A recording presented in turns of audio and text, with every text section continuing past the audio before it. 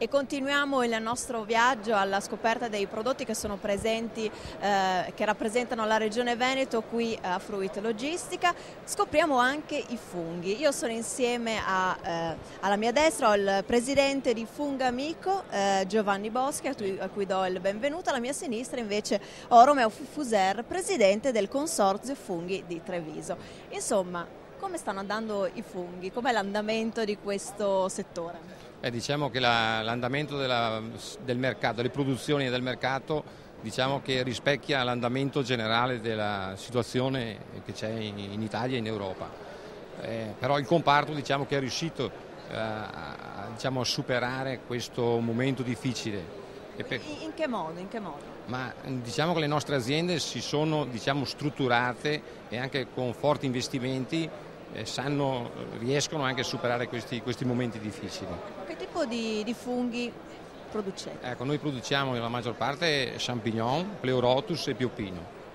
Ecco, per quanto riguarda le aspettative da questa fiera, ricordiamo Fruit Logistica, la fiera più importante a livello internazionale per quanto riguarda l'ortofrutta, ecco, quali sono?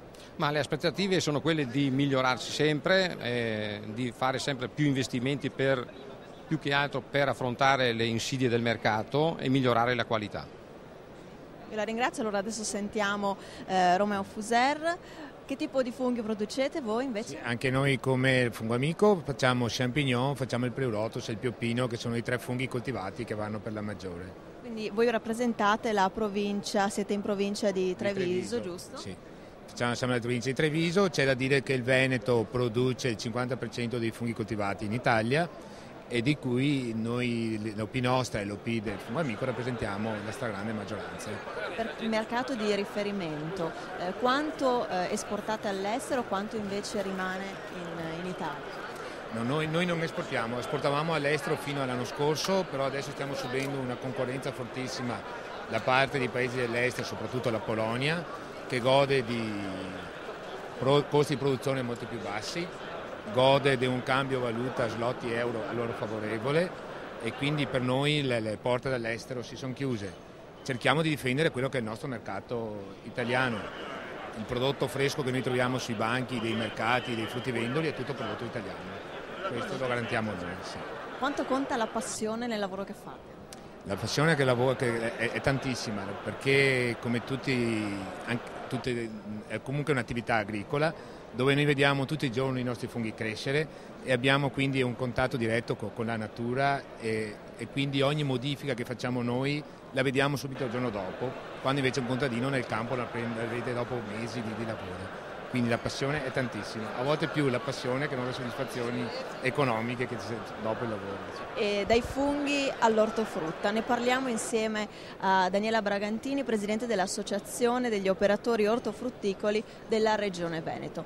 Con lei vorrei fare il punto della situazione di questo settore, del settore che lei rappresenta. La crisi dell'ortofrutta è sostanzialmente strutturale. In questi periodi soffre, oltre che della crisi strutturale, anche della crisi contingente finanziaria e di ristrettezza dell'economia del paese. Però diciamo che fondamentalmente noi speriamo comunque in un'annata positiva per il 2010, anche se le premesse dovrebbero essere abbastanza pesanti. Siccome il settore è sostanzialmente a carattere stagionale, non è mai detto niente nell'ortofrutta fresca, perché ogni anno può cadere la disgrazia di alcune aree produttive, di certe zone, di settori come il kiwi, che in Piemonte lamenta già parecchi danni da freddo o che possono esserci stati in Spagna e in Europa, e quindi speriamo che il 2010 ci possa dare comunque un attimo di respiro nel superare questi anni difficili. Ma il problema resta sostanzialmente quello di fondo di una crisi strutturale. L'ortofrutta si presenta troppo dispersa, nessuno rema dalla stessa parte. C'è chi rema e vuole risolvere i problemi con i chilometri zero, c'è chi rema, come nella mia organizzazione, consapevole che l'Italia è uno dei paesi produttori a livello mondiale di ortofrutta. Se non ha l'esportazione e se non si sostiene l'esportazione, non c'è chilometro zero che tenga per salvare l'agricoltura italiana. Le politiche devono essere molto più lungimiranti e non immediate e fare del populismo. E stavo per chiedere appunto alle istituzioni che cosa chiedete, che cosa vi aspettate. Alle istituzioni chiediamo quello che abbiamo sempre chiesto, che stiamo chiedendo da anni, e che sarebbe un aiuto alla penetrazione di nuovi mercati, a trovare paesi di sbocco, perché noi dobbiamo purtroppo, siccome non siamo in grado di indirizzare la produzione, dobbiamo per forza di cose andare a cercare il mercato che apprezza la nostra produzione. La Cina può essere uno di questi? La Cina non può essere uno di questi, nel senso, lo può essere per alcuni articoli. Con tanti sforzi siamo riusciti ad aprire un unico corridoio per il kiwi, qualcosina forse partirà per gli agrumi, non riusciamo a fare altro, e comunque siamo degli elefanti mastodontici, perché facciamo passi da formiche con dei mezzi pesantissimi.